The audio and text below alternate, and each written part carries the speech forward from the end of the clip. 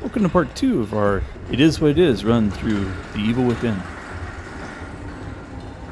If you remember at the end of last episode, we crashed an ambulance. We went flying over a cliff, and here we are as Sebastian again, wondering what's going on.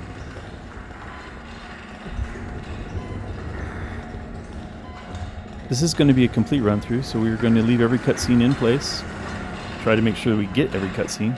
We're also going to find every item, every one of the collectible items that we can.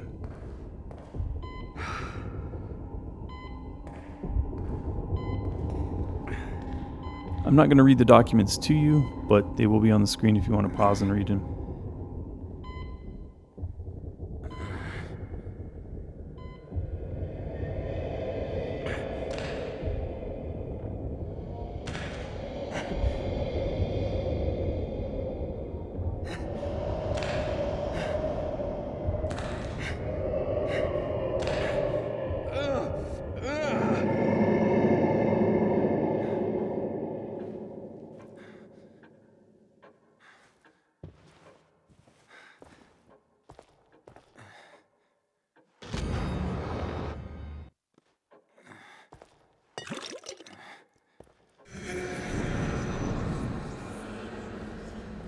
Hello?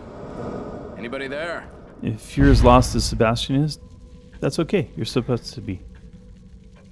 If you remember, Sebastian and his partner Joseph and the rookie cop Julie Kidman all went to Beacon Mental Hospital on a call. The city. They also had a police officer, Oscar Conley, with them. Soul here, right now.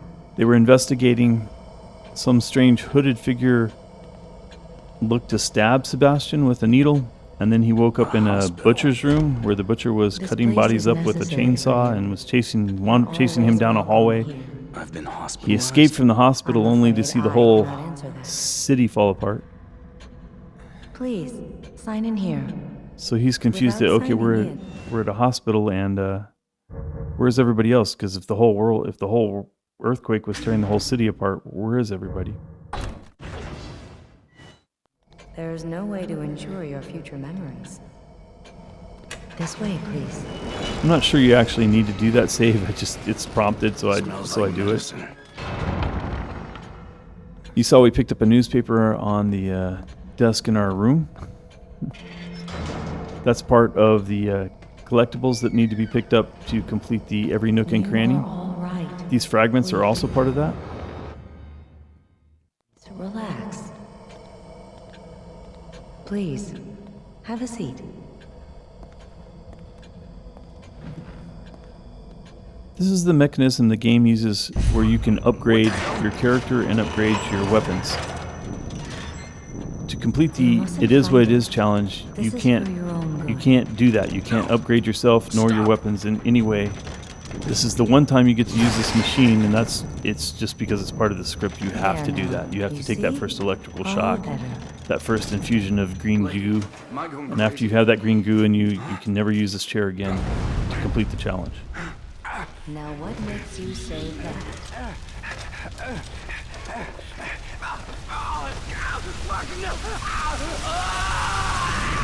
I'll be waiting.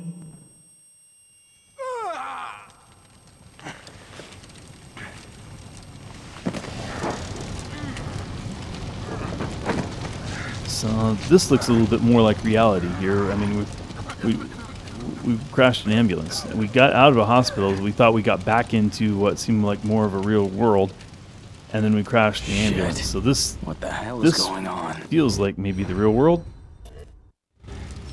Where am I? Now you'll notice something about this as I pull up the inventory. You can only have 2 health items at a time, and you see how little that health provided. Those are all things that you can't upgrade. So you can only ever have 2 of those with you at a time, and they're only ever going to give you that tiny little bit of health boost.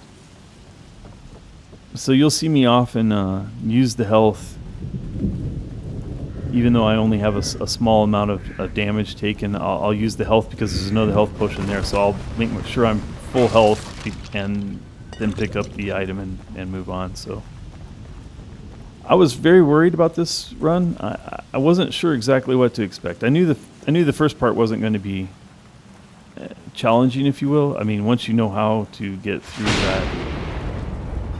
the scene with the butcher, once you know where the key is to get the key, go through the door, you know how to do the chase. It really is. It's always going to be the same, almost on any difficulty. Now, I don't know what the Akamu difficulty is going to bring, because foes can change and be in different places, so I have no idea what that'll be like. But I knew for this one, it was what I needed to do to get through it, so there was nothing really to pick up. Just make sure I don't miss any of the documents that you can find. But I was really concerned about ammunition quantity. I was really worried that I'm not the best shot in the world. So my goal here was to use auto aim, and which is basically a quick aim and click, and then it does most of the aiming for you. And yet you see that I shot him twice. He's still alive. And now I wind up just beating him to death. I was super worried that there would not be enough ammo. And of course, right now I'm not saving up the health. I'm using it when I find it. But I was worried that I would just not be able to find enough ammo or carry enough ammo with me, I guess. There are times in the game when you find the ammo and you need to pick it up and carry it with you to the next. That room may not be bad, but the next room is going to be bad, so you need to carry it with you. So now you see we have one of the mechanisms of the game is it's dark, and so you have to have this light to be able to see things. Hurts! Whoa. Were you warning me about this? You are Leslie, right? I'm a police officer. Maybe I should help you. Should help you. Shit. How am I gonna get you to a hospital? Hospital.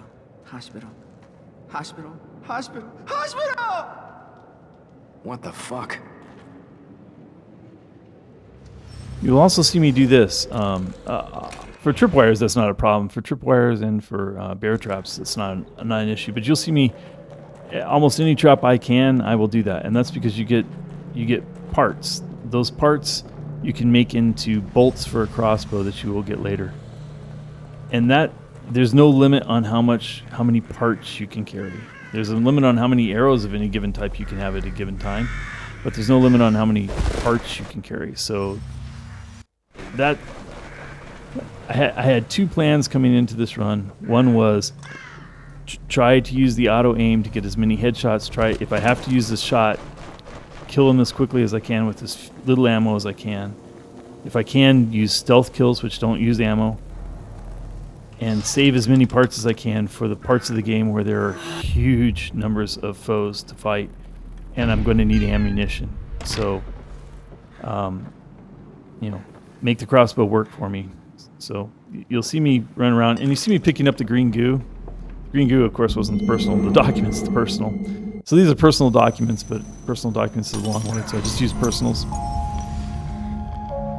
Shit. This theme will start to reoccur. You go into a room where you find a personal document. There's a mirror in the room. The mirror cracks, and you can use the mirror then to return to the hospital. Back here again. I must be losing it. I'm with Sebastian. I don't know which is real. Is the hospital real, or is out there real? I don't know if that was a bad dream, or this is. Exactly what I just said. What is the matter? You'll also see another theme we'll repeat here is that newspapers over there and missing persons documents here. Those I called those posters, and missing persons posters. So there's not a whole lot else to do. You could go in there and upgrade yourself, but you're not allowed to on this type of run, so we just have to exit.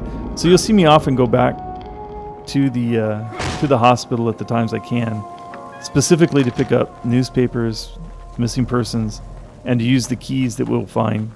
There's one coming up.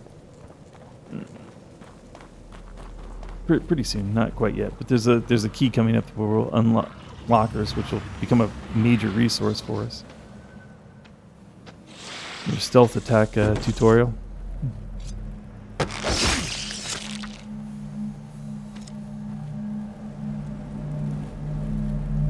I believe there's an achievement for getting through Chapter 2 without killing anybody, and that includes him. You have to kind of lure him away and then run around him. But that's not the one that we're working on. So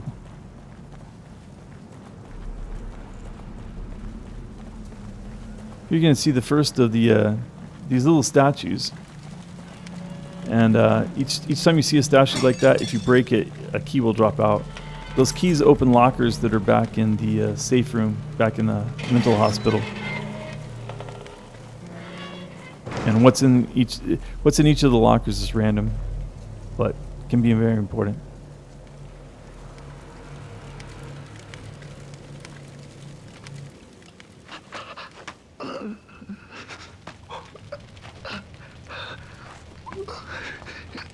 Hey, are you guys from around here? I don't know where... Can't go on.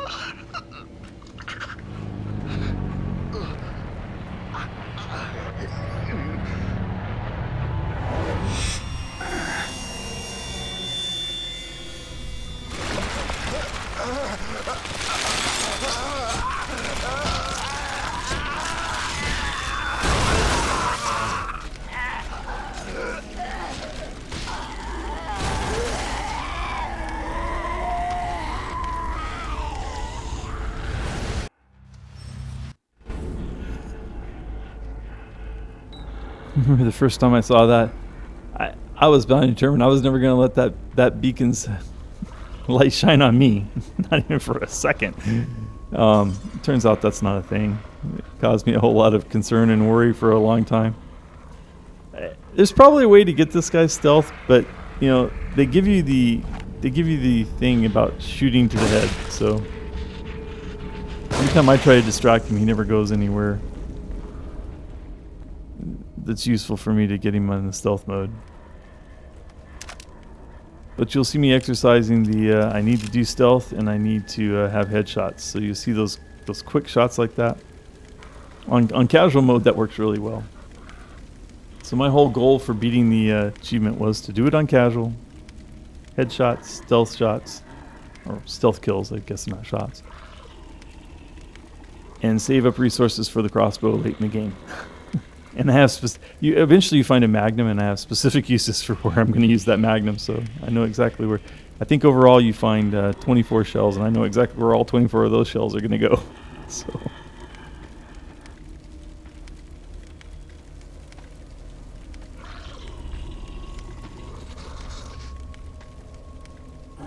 As a complete run, I go out of my way to like you could just go on. You don't have to kill this guy. You could have just gone on.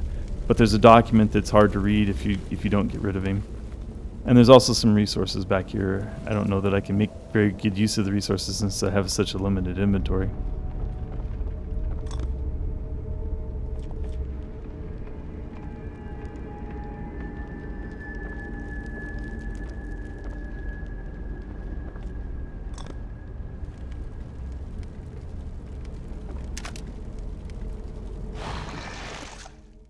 Picked up another health thing, so I'm trying to decide, do I use it now or just hold it? I'm pretty close. I think it might fill me all the way up, so I'll hold it for right now.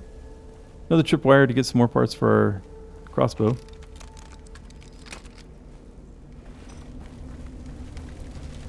And document number 3. You can see some of them are very short documents. Alright, so that area is clear. I decided to go out here and show you that you don't have to hide from the beacon.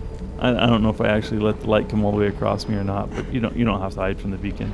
I feel like I'm being pulled just looking at it. But that is kind of an important constant. Yeah, it looked right at us, so it's not the ISR on. It's not going to kill you if it looks at you. You know, the Lich Kings are not going to come on the back of Werevens and eat you. I remember the first time we played, I was just convinced that I needed to stay out of the light of that beacon. I was wondering what other lights I needed to stay out of. So now, I'm thinking kind of a route that you might not take naturally the first time, other than there was a zombie staying over there at the front of the road. So if you were smart, you kind of tried to avoid that. And there are some bear traps laying around here. So this is me trying to find the bear traps without finding the bear traps, if you know what I mean. Each time you find the bear trap, like I said, you get parts for your crossbow. You don't have a crossbow currently, but you're gonna want those parts. So I go out of my way to find every trap that I can to disarm it. You can hear the zombies growling. I'm going to start a run here that would be called Silent Killer, I think is the achievement, where you have to kill 5 enemies with stealth attack without being seen in between. So you have to go from not being seen to killing 5 of them with stealth in a row. I don't think there's a time limit on it. It's not like you have to do it in so many minutes or so many seconds or anything. But there's number 1. I didn't count it out on the thing. It's down in the description if you want to see where, if you want to go back and review each one. But and here I pick up the green goo. Like I said, I can't use it in this playthrough. You can use it in a New Game Plus if you continue on past this game. But it was mostly just to show how much green goo you're likely to get in a full playthrough.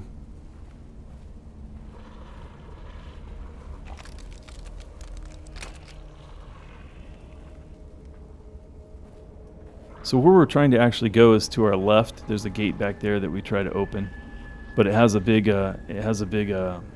crank on it that you're going to have to crank, and there's obviously no time to do that if there are foes around that could see you or hear you cranking it. So we're going to try to take care of all the foes first.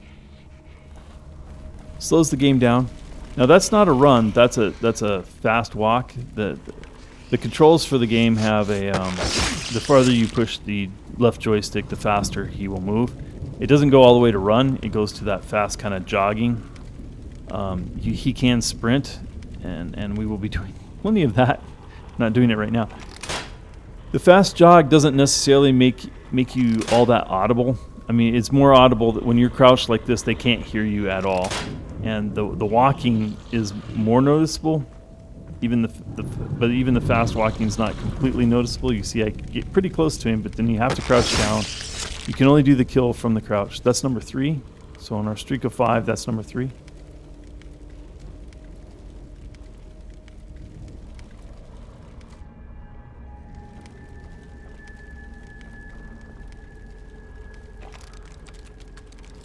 So in these early videos, you'll see I'm doing quite a bit of looting, and there's quite a bit of downtime between kills. I'm very concerned about the amount of ammo I'm gonna have to have. I've completed the run now, and I'm in the process of editing each of the videos, and I know that there's plenty of ammo, but you know, it's still good to have been kind of frugal early on. So now I've got 2 health. And I'm thinking, okay, I still haven't been hurt in a while, so I'm going to keep them. The next time I find one, I will use it, and I will use one and then pick it up. So now this guy, if you get back this far, this guy's actually quite obtuse. He's not likely to notice you. And he never turns. He just stands there and growls the whole time. So if you're this far behind him, it's no problem. Number 4 down. Now the first time I played, I went to the left because it looked like there was a clearer path going around that guy to go to the left. And I totally missed this area that's coming up. There's a document. There's a document and a key, and I think even a map part in here. Maybe there's not a document. Maybe there's only a map part and a key. But like, I got to the end of the game and it said I had missed stuff, and what could I have possibly missed? on this chapter. Nonetheless, it seemed like I had done everything. But if you don't, if you go around to the left the way we did, and you don't come all the way back, you exit through the gate that you were supposed to exit through. It's hard to remember that this area is even here. So, but for us, this makes number 5. So the silent kill achievement, we already had it, so it doesn't pop up on the screen. But that would have been 5.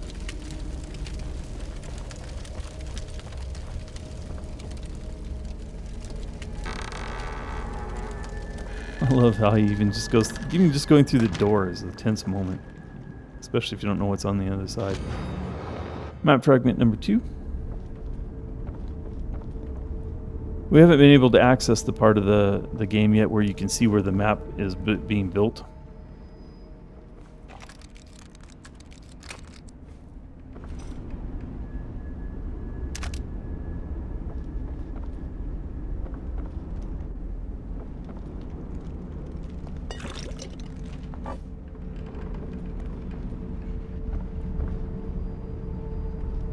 But this whole area is optional. You don't even have to be here. It's hidden. It's kind of hard to see.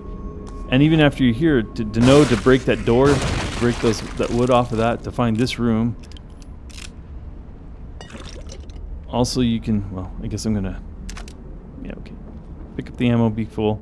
But in this little box is their second key. And so, you know. The game sort of rewards you for going out of your way to look around, but at the same time, it means you can go way out of your way. The next, after we complete this run, this is going to take us several weeks to get through. There's 15 chapters, and each chapter is at least 1 video. Some of them might be 2. I don't think any of them make it to 3, but so that's at least 3 weeks worth of video just for this one run. So I hope you're set to enjoy the time between Thanksgiving and Christmas with us. And you can see the little orange bar under the white bar is our health, and the little orange bar that pops underneath it is our stamina. And you see how fast it trains, and he has none of it. He can't run anywhere. If you read the documents and some of the later conversations in the game, you'll see that Sebastian has gone through a period of alcoholism after his wife and daughter were killed. Or his daughter was killed, and I guess his wife has gone missing, I should say. So he went through a period of alcoholism, so he's maybe a recovering alcoholic, maybe still an alcoholic, and he's a chain smoker. You saw at the end of the last episode that he's out of cigarettes. So it's no joke that we can't upgrade ourselves. I mean, we can't run. We are basically an alcoholic, chain-smoking, overworked detective, so we have no stamina whatsoever. And if you've played the game, you know that you cannot stand toe-to-toe with anything. Any one of these zombies will kill you if you try to hand-to-hand with it. Now we did eventually kill Conley but we'd already shot Conley twice and then still had to hit him 5 or 6 times before he died. So stamina is a real problem for Sebastian. So now you'll see the trick that I employ through the whole series is like use the health to get fully healed and then pick it up. So now I'm carrying the maximum 2. So I try to always have 2 on me. And here's another map. This map is easy to miss too because when you come into this area after you come through the gate, coming to the left doesn't feel real natural. To the right, you never really get to see it in this video, but to the right there's a clearing. And there are bigger buildings that are farther to the right of that. But in that clearing, I was surprised I couldn't walk between the wall and the tree there. In that clearing there are maybe 20 zombies. There's a whole lot. There are a whole lot of zombies, and they're eating corpses. And if any one of them sees you, the whole horde starts to chase you. And so my normal path through this, if I'm just trying to get through it quickly, is to go far right by a wall, behind a wall, run by that, and then there's one guy between me and the bridge. And honestly, I had never really come this way before. I had gone far enough to get that map, but I thought I would see, well, what happens if I just keep going left? And So this was a complete experiment to me, and as it turns out, going left was a great thing, because normally if you were to the right, this guy, you can't get onto the bridge, which is a little farther to your left, but you can't get onto the bridge without him seeing you, because he's sitting right at the head of it. But if you go left, you can get behind him, and the Horde never even saw you. So the Horde's not chasing me now. If I turn around, there's nothing behind me. There's sounds when he says that. I think by script they're now chasing you. But so this is going to end chapter 2. God damn We're going to wind up in the water as we escape this mob of angry zombies, and we'll see you tomorrow. Have a good one.